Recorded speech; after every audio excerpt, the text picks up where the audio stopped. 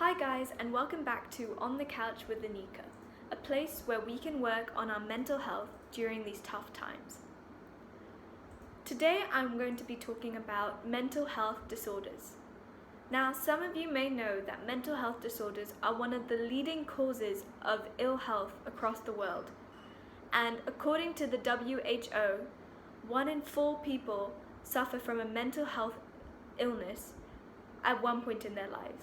Now, with this being such a prevalent issue, it is important for us to stay aware and educated about different mental health disorders. Before I get into the main information, it is important that when you hear some of the facts and symptoms of these mental health disorders, that you do not diagnose yourself. And this is because even with physical health, it is very common for us to Google our symptoms and find that we have some rare illness, even though we definitely do not have that rare illness.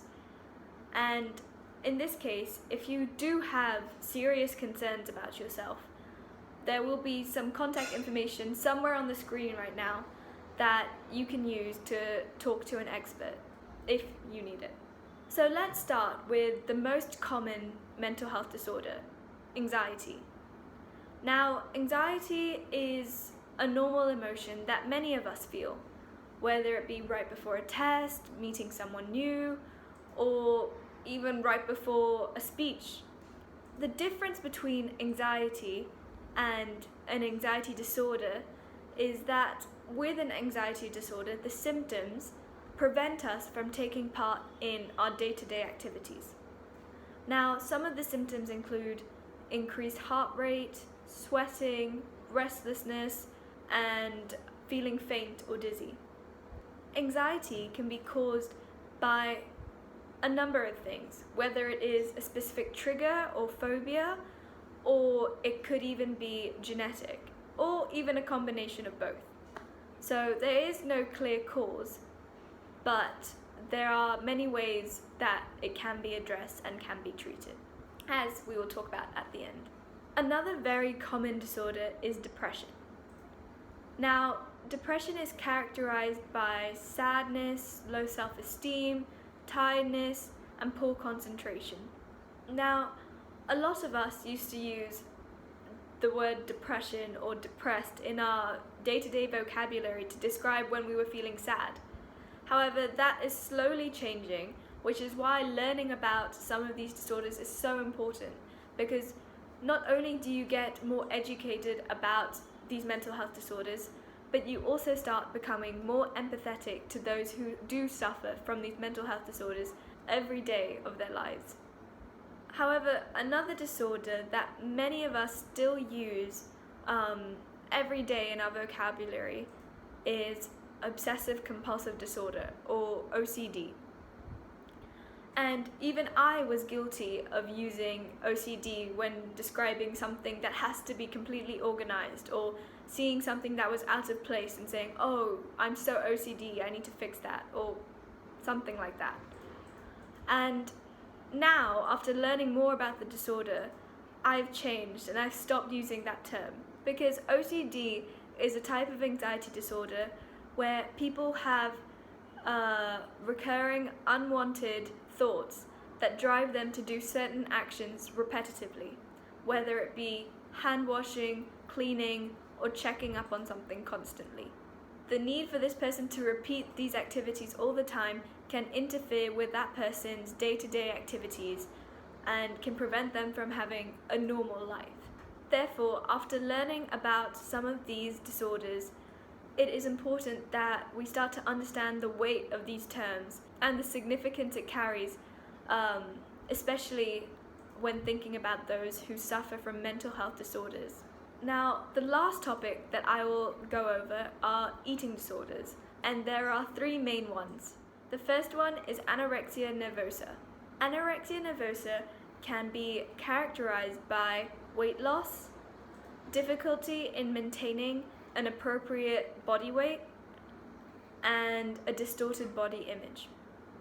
Now, there are a few clear signs that can help you identify anorexia, and that is a dramatic weight loss, someone wearing a lot of clothes to hide their weight loss, someone who is preoccupied with calories or the amount of fat in food or the amount of carbs in food, or someone who frequently calls themselves fat and is constantly putting themselves down due to the way that they are feeling about their weight.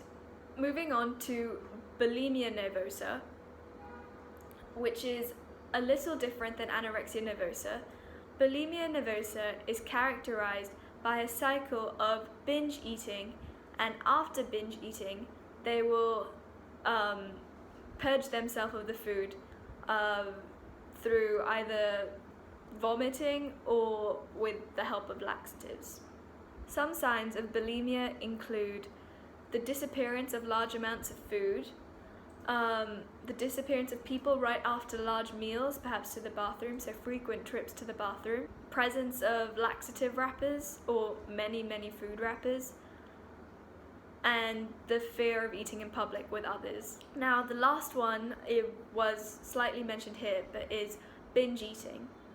And with binge eating, it is characterized by the uncontrollable need to eat, or known by compulsive eating. Some of the signs that you can use to identify binge eating is the stockpiling of food, inability to stop eating food, feelings of numbness or loss of sensation while eating lots of food, or even the feeling of stress and anxiety that can only be relieved by eating. Each of these mental disorders can be addressed by a type of therapy, medicine, or a combination. It is important to understand that the treatment can vary from person to person or case to case. And with the right help, a therapist or an expert can help put a patient in the right direction and hopefully find the treatment for them. Now, in this video, I've only talked about some of the most common disorders, but there are many more out there. In the next few videos, I'll be talking about basic coping mechanisms that you can try when faced with emotions of sadness or anxiety, which are increasing in prominence during this lockdown right now. However, it is still important to keep yourself educated about these mental health disorders, whether it helps you become more empathetic or helps you just become a better friend if you see people suffering from some of these symptoms. And of course, again, never diagnose yourself or diagnose others, but if you are truly worried about someone, you can point them in the right direction to an expert and perhaps help them that way.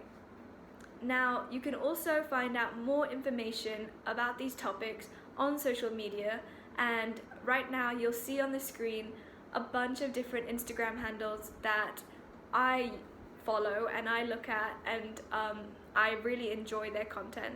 So if you do want to find out more information about some of the things I talked about today, these social media handles provide some great information in a great engaging way, so I would definitely take a look at them. Now, if you have any other questions or have any other ideas about topics that you would want me to talk about, please let me know, and I will also be sharing the resources that I use in this video with you. That's it for now, and I'll see you guys next time.